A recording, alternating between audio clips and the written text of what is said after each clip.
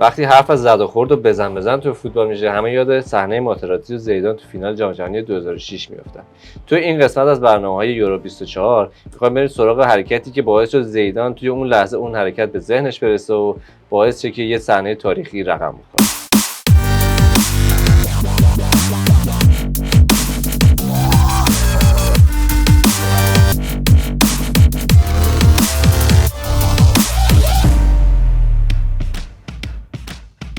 دعواهای لفظی و فیزیکی همیشه جزء جدایی ناپذیر بازی‌های فوتبال بودن.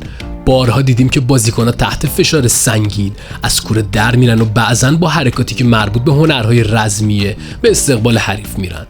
مثلا گلادیاتور شهر روم دنیل دروسی در بازی دوم جام جهانی 2006 مثل جنگجو با آرنج به صورت برایان مکبراید از آمریکا کوبید و ادامه جام رو به خاطر محرومیت از دست داد. یا اگه به قبل‌تر سفر کنیم، روی کین کاپیتان منچستر یونایتد با یه تکل بیرحمانه به فوتبال آلفی پدر ارلینگ هالند پایان داد. پشت این حرکات خشن که گاهی اوقات تاوان سنگینی مثل محرومیت‌های بلند مدت یا بدتر از اون عوض شدن سرنوشت یک تیم دارن، دلایل شخصی پنهون شده که ناگهان نیروی عظیمی رو به سمت عضلات بازیکن تزریق میکنه تا خشمش رو بدون توجه به تبعات بعدش خالی کنه.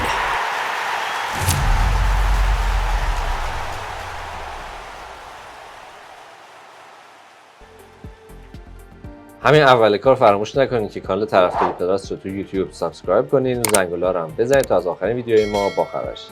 الان می‌خوایم با حسین خسروی راجع به یه اتفاق مهم توی دوره‌های گذشته یورو صحبت کنیم. حسین قضیه امروز چیه؟ بله، الان شما گفتی الگوی زیدان تو ادب کردن ماتراتزی. خب مثل اینکه فرانسوی عادت دارن که با سر تنبیه کنن حریفشون. زیاد جالب نیستش که ما تو این برنامه که داریم راجع به یورو صحبت می‌کنیم هی نمونه از جام جهانی بیاریم. خب ولی جام جهانی رو بیشتر دیدن مخاطبینمون. موندگارتر هم. آره. مثلا الان تا میگیم مثلا ضربه بد یا بی اخلاقی، همه یاد سر زیدان میافتن، یاد آرنج لئوناردو میافتن. اما عجیبترش توی سال 1984 توی یورو اتفاق افتاد.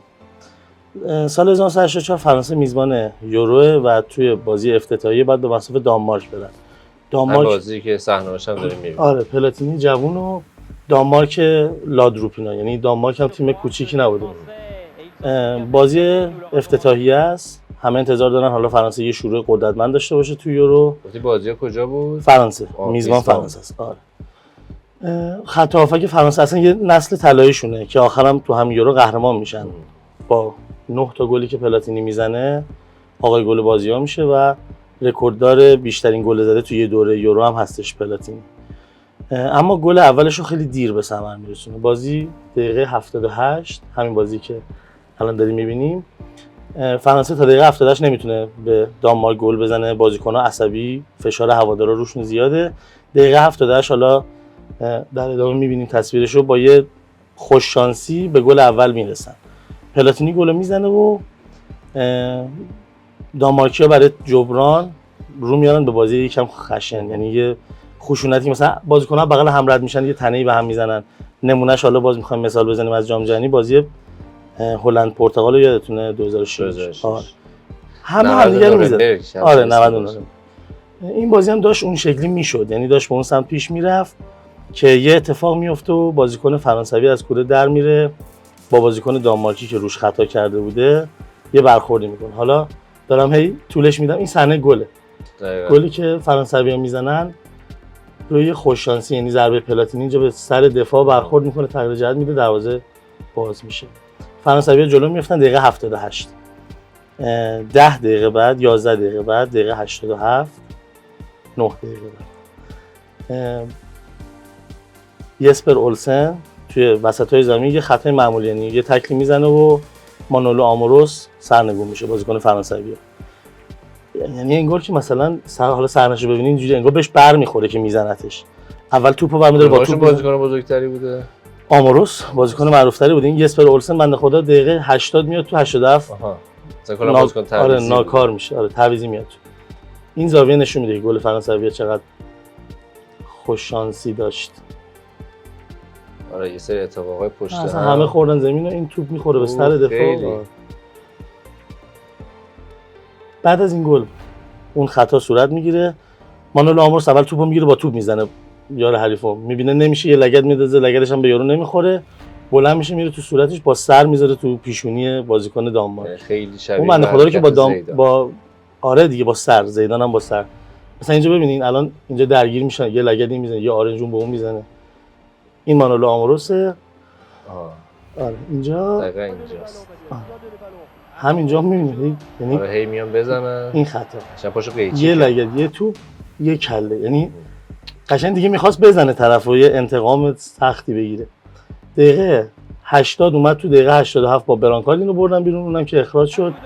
و یه نکته جالب داره، بازیکن اخراجی میره نیمکت میشینه.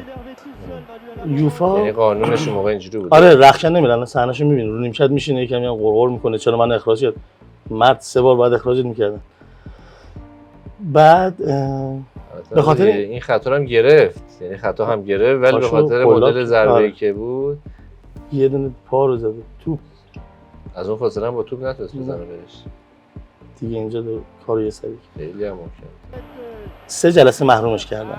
حالا انتظار داشتن که فرانسه صعود کنه، همه فکر می‌کردن دیگه جام براش تموم شد، اما خب فرانسه تو بازی چهارم تو فینال به عنوان یار تعویضی باز از آموروس استفاده کرد، قهرمانم شدن. یه مدال قهرمانی یورو فینال بود. 3 تا بازی کردن رسیدن به فینال، از گروهشون صعود کردن. 4 تا بازی کردن رسیدن به فینال. 4 بازی محروم بود. 3 بازی محروم بود دیگه. این بازی یکی، 2 تا بازی بعدی گروهی و بازی مرحله حذفیشون نیمه نهایی رو محروم بود. فینال تونست تعویضی بازی کنه. کلا 80 دقیقه بازی کرد یه دونه دیگه. درسته؟ شماره 2 شونه. مثلا آخه جایگاه بعد از اخراج نمی‌کرد. جاها اینجوری تعریف نمی‌شد، اما شماره 2 معمولا توی خط دفاع است. مثلا میتونه دفاع راست باشه. آخه چون تا اونجای زمین اومده دیگه بود. فرانسه داشت تمام تلاشش رو می‌کرد گل بزنه، یعنی بعد دانمارک رو می‌بردن بازی افتتاحیه. اینجوری بود که همه تو حمله بودن.